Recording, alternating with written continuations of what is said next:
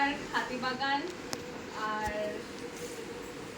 অর্জুন, আমার অর্জুন ক্লাব একটা আছে, অর্জুনপুর আমরা সবাই আমরা সবাই ওইটা খুব ভালো বানিয়েছি। হ্যাঁ, আর আর আশেপাশে যা আছে ওখানে। তুই একটু তাকা, মুখটা দেখা, আরে দেখা।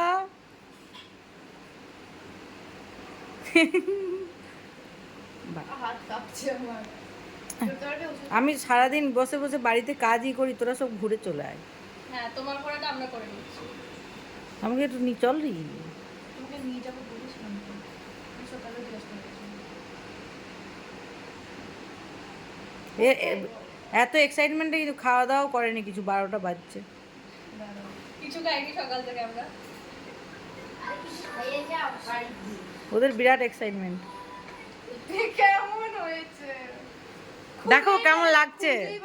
এটা হচ্ছে আমাদের দাসী। দাসী না থাকলে যে আমার কি হতো ভগবান জানে। ঠিক বলেছে।